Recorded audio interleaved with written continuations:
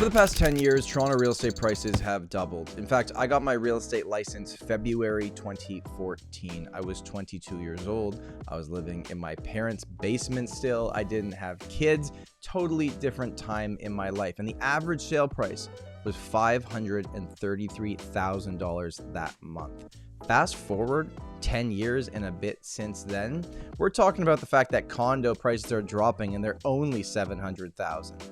Like, it's kind of crazy when you take a step back and think, like, what's really changed? Our market has gone absolutely crazy. Now, of course, low interest rates for a period of time, the pandemic up and down, everything that's gone on with rates. But if you actually look back from that moment till today, we're up 112%. It has more than doubled. And in this video, I want to tell you what I've learned in those 10 years of selling real estate. I'm actually approaching 11 now, but it wouldn't make for as good of a video title. If you're new here, make sure to like this video, get subscribed. You can also go into the first link in the description and book a call with me at a time that works best for you. When I was thinking of this video idea, it was actually tough for me to only keep this list to 10 things because I think I've learned a lot more. But let's just say these are the 10 most important things, or things that I think would make a difference, or things that I wish I had known 10 years ago when I got into this business.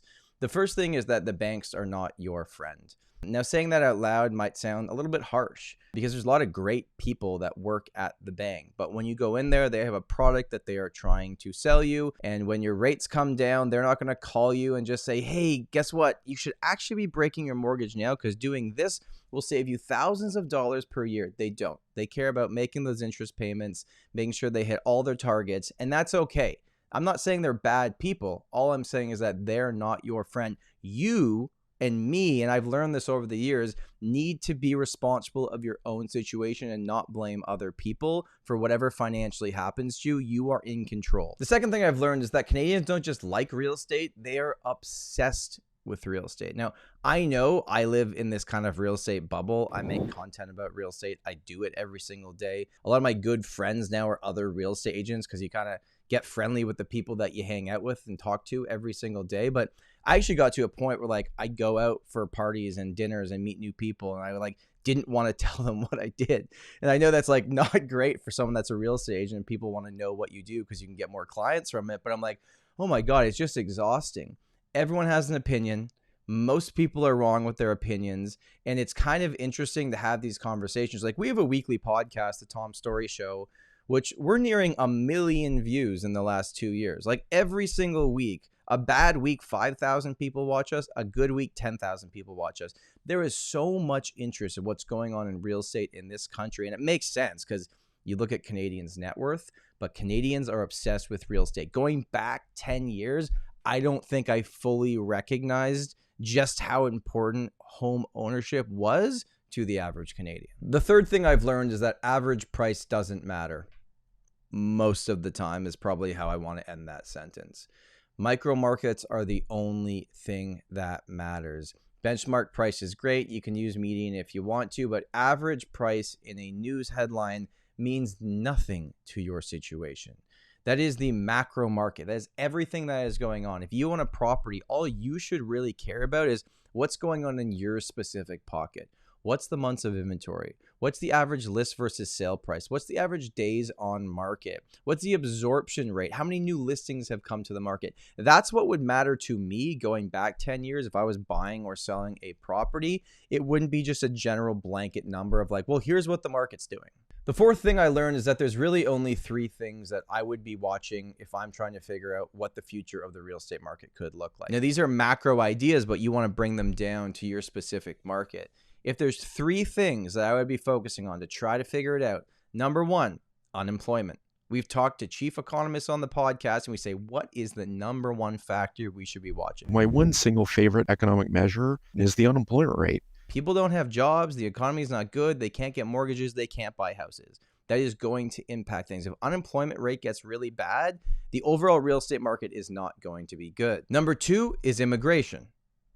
Lots of chatter about immigration over the past few years in Canada with our population growth really going high, historically high. Now they're kind of pulling back a little bit. We'll see how that plays out over the next little bit. And interest rates.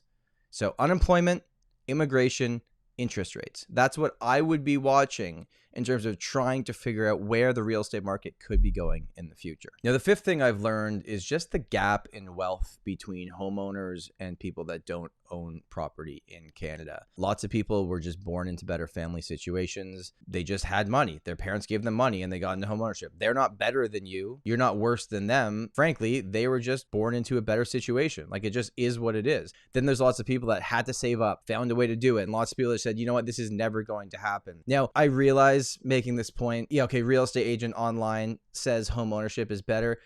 Do the research yourself. Go to Stats Canada. Look at the reports for net worth from Canadians that own their home versus people that rent. And when you see, videos on, let's say, CTV or CBC, and there are always these really bad stories about like someone that's elderly that is living in their shed because there was mold in the property and the landlord didn't do anything about it, or someone that was paying really low rent for 20 years that never bought because why would you buy? Your rent was so low, right? Why would I change my lifestyle? It's never going to change until it does. And people into the future, like the big thing for me, I'm in my 30s now, and I think a lot like, how dependent am I going to be on having to work into the future, into my 50s, into my 60s? It would be much nicer to know I had that nest egg. And I get that that's probably part of the overall problem here in Canada, as we just look at real estate as like our retirement fund, but it's kind of the reality. And you can say, this is not fair, this sucks, I'm never going to participate in this. Or you can do the research for yourself and just figure out, look at the people that own real estate and the people that don't, and look at the overall wealth that has been built. Like, do I think that real estate prices are going to double again in the next 10 years from now into the future? No, probably not. That would put the average sale price over $2 million. But do I think it's realistic to say that when the dust settles on the rates and population is kind of figured out and people have more confidence to enter the market, could we see 3 to 5% growth for the asset class that everybody needs? At the end of the day, we need shelter. I think it's super realistic. The next thing I learned is that the stress test worked. In fact, the first time I ever did live TV was New Year's Day, 2018. I did CP24 in Toronto. I went into the studio. They probably called me because everyone else said no because they drank too much the night before, but I did. And I got up there. I went in there in the morning. And the first thing I ever did on the news was talking about the stress test, this new stress test, which was coming in for all mortgages, insured, uninsured, at 5.25 or 2 basis points higher. And this is when rates were in the twos. And we were all thinking like, this was not needed. Like, rates are not going to go up that high. All you're doing is telling the average Canadian, hey, we're going to make it way harder for you to own the property that you want. I was wrong. The stress test is probably the best thing that we did. Could you imagine, like, thinking back to the craziness of February, March 2022 before things changed with the rates, how fast prices increased? Could you imagine if we didn't have a stress test then? How ridiculously out of control it would have got. And, the quicker you go up, the faster you fall down as well, right? So I'd say the stress test worked. That's something I didn't even have in my vocabulary, obviously, in 2014. Moving forward, looking back, pretty happy we did that. Next up is that consumers, buyers, sellers, people looking to rent property. In my first few years of selling real estate, people would kind of sit down and they would know nothing. And they'd ask a few questions, and maybe their parents had bought a property 20, 30 years ago, but they really didn't know what was going on. Like, not in a bad way, but just weren't really following it. What I've learned in the last 10 years is that consumers are not dumb.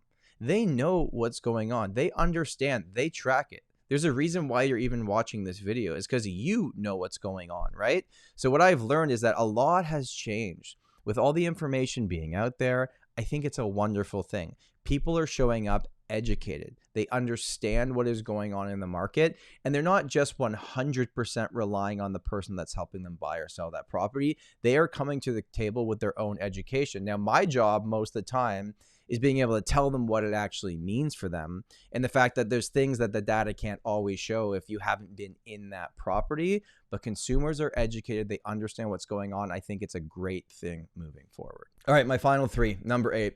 The government's not helping. They're making it worse.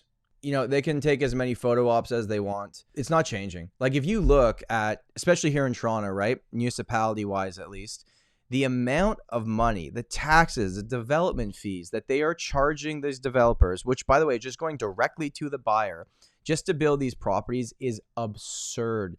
The city can't get off it. They're hooked. You mix in this with land transfer tax and everything to do with real estate and how much money it brings into the economy. It's just wild.